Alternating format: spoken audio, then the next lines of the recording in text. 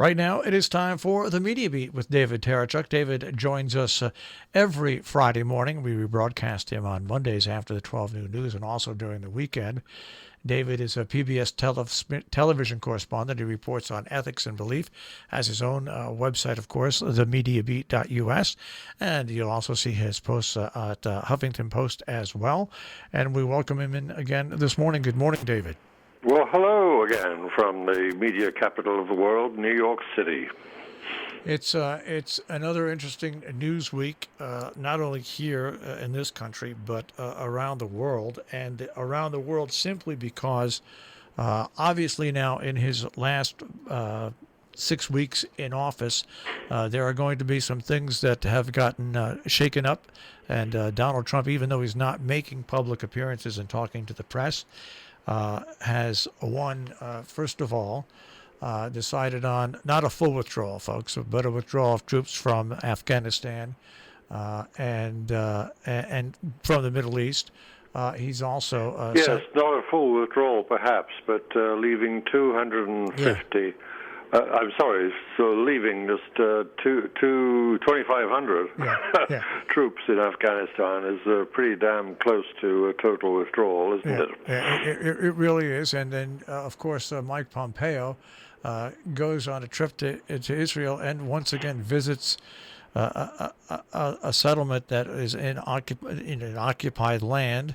You have that. You have Mnuchin wanting to take back the $400 billion that's left in the fund that was put aside for businesses during the pandemic. That is happening as we speak. I mean, there are a lot of things in play. And, of course, we still have the transition team of President-elect Biden and Vice President-elect Harris not getting cooperation because the GSA administrator says it's not a certified election. I mean, that's a lot to talk about in just a matter of 3 or 4 days, and that doesn't even get into all the shenanigans that are going on about the vote itself. Sure. Yes, the lame duck presidency has that feeling of not so much a slow dying farewell at all. It's a flailing, thrashing effort at, I suppose, I mean, the argument is that this is a fight to win the election. I mean, the tweets coming out of the Oval Office are still laced with phrases like "we will win" in capital letters, of course. So, of course, I mean, there's an awful lot of capacity in a president who simply does not want to go for doing a lot of damage. And that damage can be on the international stage as much as it can be with our own constitutional norms, and in particular, of course, the voting system. To cast such an effort in the direction of destabilizing what we've always regarded as the linchpin of our democratic process, free and fair elections, is, of course, that's something that, while it's very evidently doomed to failure, once the states start to certify Mr. Biden as the president-elect, then the case, whatever case, the White House seems to have, or seems to think it has, or tells people it has, will be collapsing. But that doesn't limit the capacity for the long-term damage to be made, and certainly in terms of the public's mind. The trustworthiness of our electoral process, which, by the way, was certified only days ago by the man in charge, Mr. Krebs, the man in charge of cybersecurity for the elections this year, whose outfit attached to the Department of Homeland Security did a remarkable job in combination with the states in securing the electoral process this year, eliminating all the all the chinks in the armor that 2016 revealed that the system has. And eventually that certification in verbal form claimed that it was the safest election, the safest and most secure election ever conducted in the United States. And of course he had the unanimity of everyone who had worked in any kind of relationship to the voting process of 2020. And of course, Mr. Krebs got fired for his pains. So yeah, we've got an administration which refuses to go, and I don't know what it'll take. The U.S. Marshals being sent into the Oval Office on January 20th to eject the intruder. The trespasser, as he will be by then, I don't know. But as you say, there's an awful lot of areas in which lasting damage can still be done. Here's what I don't understand, and I always say to everybody, I'm not a supporter of Donald Trump. I never have been. But if I were running his presidency now, if I were Donald Trump, what I would try to do in my last 60 days is highlight the things that I truly did that I think improve. And not necessarily that I agree with it, but he could point, of course, to the stock market.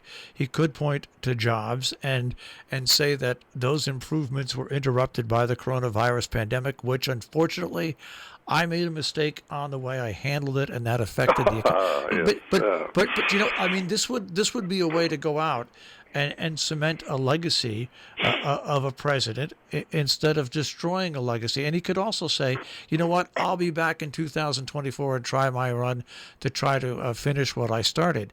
Now, not necessarily that I agree with all that or don't agree with all that, but that would have been a way to, after all, he did wind up, Joe Biden is going to wind up with about, this is staggering, 80 million votes, but Donald Trump is going to wind up with about 72 million votes. And you know what? I would say to those 72 million people, I will be back to try to finish, whether or not you will or not. There's a certain way you can exit and cement a sort of legacy without tearing apart the legacy and also trying to tear apart the Constitution at the same time. That's what I don't understand. He has 70 million people or 72 that agree with him, and talk to those people and say, you know what, we just didn't win this time, but I'll be back and I'll try better next time.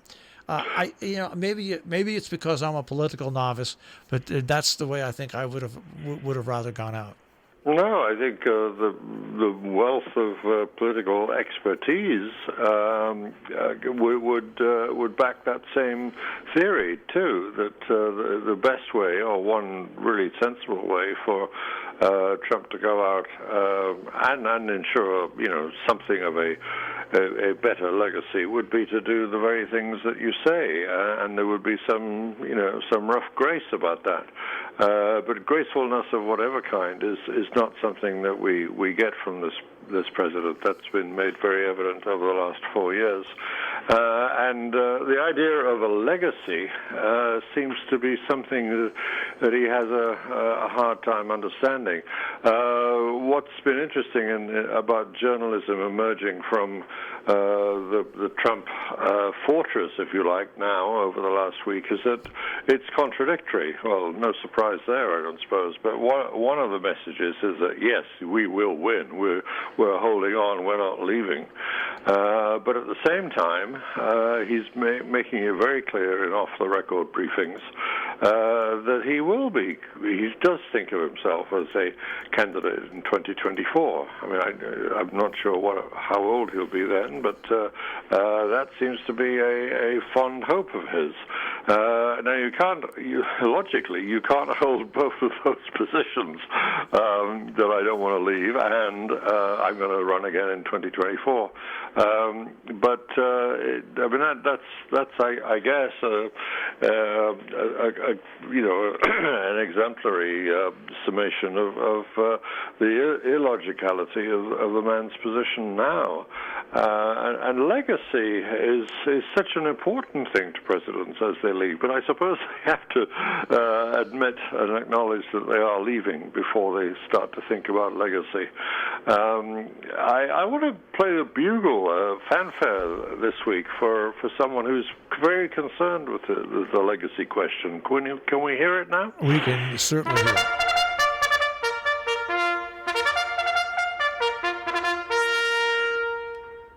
Yeah, the fanfare is for Jill Lepore, and she's not she is a journalist, but more to the point, she's a journalist almost on the side.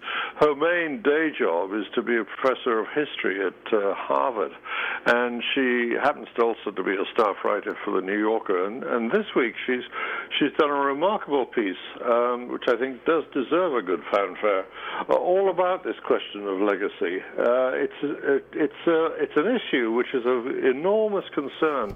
The issue she highlights is of enormous concern to both historians and journalists, and that's the matter of administration records, presidential records in particular. The conviction that she examines is that the suspicion hanging around Trump with good reason from all the evidence, and it's the evidence that she sifts through so very carefully with a real keen historian's eye. The issue of whether presidential records will be intact as he leaves, or as the New Yorker headline puts very, very strongly, a big question: will Trump burn the evidence on his way out, I suppose? And this is a huge matter. We know how presidents work only because eventually we learn about the decision-making process, thanks to the preservation of records. No history, and indeed very little journalism, can be conducted without having records of what goes on inside the corridors of power. And the Presidential Records Act, if you recall, the date is something that regulates this, and it's only been in existence since 1978. And we know why it was introduced in 1978. It was the immediate aftermath of Watergate, and all the last under the last paranoid president that we had, really paranoid president that we had, Richard Nixon, and that act ensures that, or attempts to ensure that comprehensive and accurate and lasting records are kept of what goes on in the White House. So there's much evidence that Trump has been flouting that all along. I hadn't realized it had gotten down to this kind of detail, but he developed a habit of tearing up notes at the end of a meeting. It reminds me of Dick Cheney when he was chief of staff for a previous president, and then, of course, he became vice president to George W. Bush. But he was asked about presidential records, and he sort of set the mold for the Trump era, I think. Dick Cheney just snapped back at the question and says, I don't keep any records. So, the idea of records not being kept is anathema for historians and for us journalists too, because we need to know, we need to see the proof of what is being said to us about how decisions are being made. So it's well worth a read, the Jill.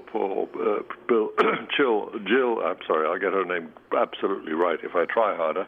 Jill Lepore, Lepore, and I commend the piece this week in the New Yorker. But this whole question of a presidential legacy, you're right, Marshall, is something that is so contentious now that we have a president who doesn't apparently seems in one part of his brain anyway, to not want to leave a legacy. He wants to stay in place forever. I mean, it's the strong man of politics that he seems to admire when he sees examples of it around the world, from Putin to Turkey, to Turkey's man and Brazil's man, and the like. But he's obviously harboring delusions of maybe being president for life or something. Who knows what goes on in that brain? But what we do know is that he will be out. I mean, all the evidence comes together on this point. He will be out on January the 20th, and we will be, in the very difficult position of trying to make up our minds as a society what we do in the wake of a presidency like that. The legacy question and the accuracy of records documenting that legacy is important for one of the questions that President Biden, when he becomes president, will have to deal with. Is Trump to be prosecuted for anything that he did that was illegal? And what is the evidence for that anyway? Can cases be mounted? It's been working practice for the Department of Justice, of course, that a sitting president cannot be prosecuted, but of course a no longer sitting president perhaps can be. It's interesting to look at everything. A president's legacy can be rescued. Richard Nixon, when he left office under the worst possible terms you could actually leave office. But he still did something that could be considered in honor of saving the country and putting country first. But even before that, he has the legacy of opening up China and lowering the heat with Russia. So even a president and look at Bill Clinton with all the scandals about sex in the White House and everything like that, he managed to take portions of his platform and what he did over his 8 years and also build a legacy. Richard Nixon built a legacy. Presidents can very consciously, yes. He worked very hard after he left office to bolster his reputation for history, and that was all a very deliberate effort. I don't think we're likely to see that with this president, but of course it's almost a natural event that with distance people start to think in this country, oh well, that guy wasn't so bad after all. And indeed, there are things that he could point to, and his supporters can point to. Nixon had some accomplishments too, and as you say, he's remembered now for them in some degree. Although I think the stain of Watergate will always hang over. He'll always be coated in that stain, Richard Nixon. But yes, legacy is an intangible thing, but it's very clearly demonstrated as time goes on that Americans can be remarkably forgiving and also balanced on the whole in their assessments of presidents once they leave office.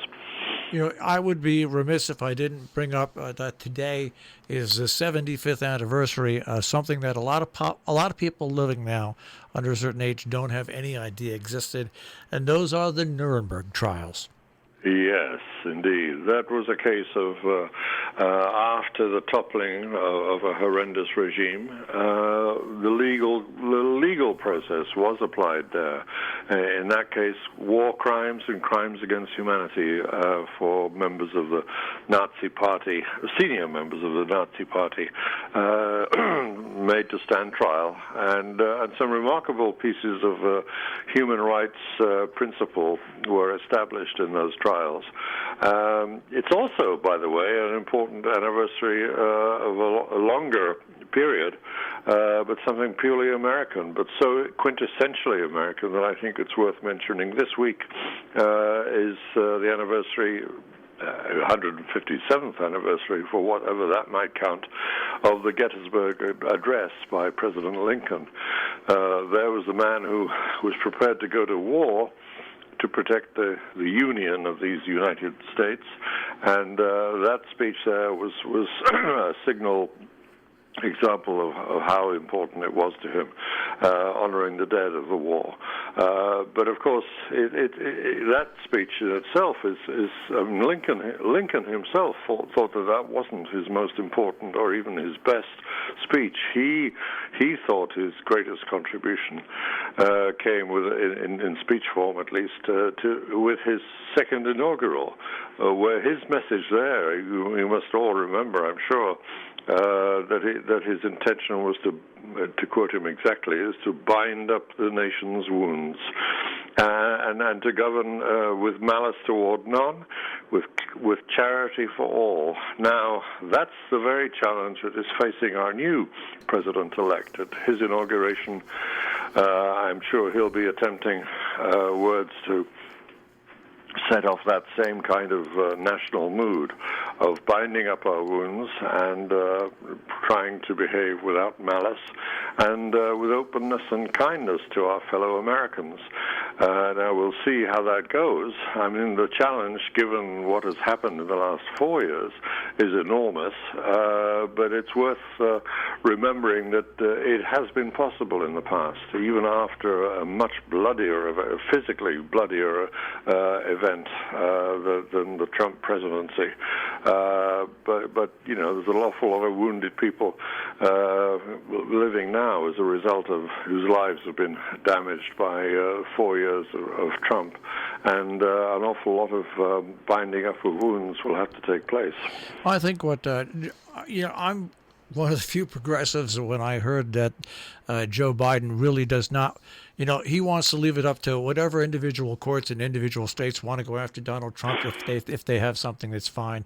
He does not want his administration to fixate on going up and trying to convict Donald Trump on anything. He wants to move on to the important matters of state. Now, rather like his own president, with whom he served as vice president, Obama took the same attitude towards matters like torture by the Bush administration. It was important to move on and not fixate on righting past wrongs. And I admire that. I mean, if you look back in history, and whether you voted for a president or not, you can look back and find that glimmer of something special just about in every president, really. And it all ties in to you're right about Americans looking at things a different way. As years go by, wounds tend to heal there. But I also can't leave without this story from the BBC, David, and I think that you might enjoy this. It's from the BBC. The headline is Melania Trump's hometown in Slovenia hopes its fame will last. Well, I hope for its sake that it will too. There's been I think satirists have been having a lot of fun around the issue of Melania and her attitude to the end of the Trump presidency. I won't go in for some of the worst excrescences of vicious satire that have been expended in her direction. But yes, we have a first lady whose motto has been "Be best," and her husband is probably going to go down in records as absolutely one of the worst presidents we've ever had to endure. But what happens between now and January 20th is going to be, at the very least, journalistically interesting. And it's perfectly possible. I don't know how much hope I really hold out for this, but it's possible that with the certification of states' results and the confirmation beyond any reasonable doubt of Biden as president-elect, Trump will finally just run out of steam. It may not be pretty. In fact, it already is very clearly not going to be pretty. But it will take place. There will be a transition. smooth or fractured as it already has become, but it will take place. And in January 21st, we will have a new president and vice president, and America can perhaps get onto a different footing. Yeah, we have a lot of problems we have to face with our re-engagement with the international community, with COVID-19, with the rest of the world, economy. by the way, can't wait. Yeah.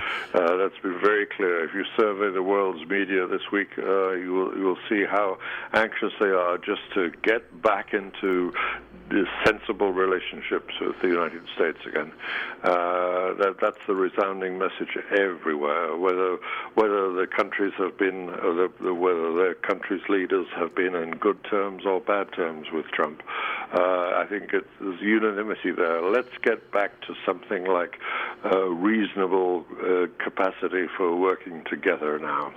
All right, David. Well, we'll speak to you again next week. Of course, you can find David once again at the Media Beat, his own website, themediabeat.us, and also his reports on PBS television. And we'll speak to you next week, David. Look forward to that. Take care. That is the Media Beat with David Tereshchuk here on Robert Hood Radio. You can always find it if you miss it live at roberthoodradio.com. Click on demand, click on the Media Beat with David Tereshchuk.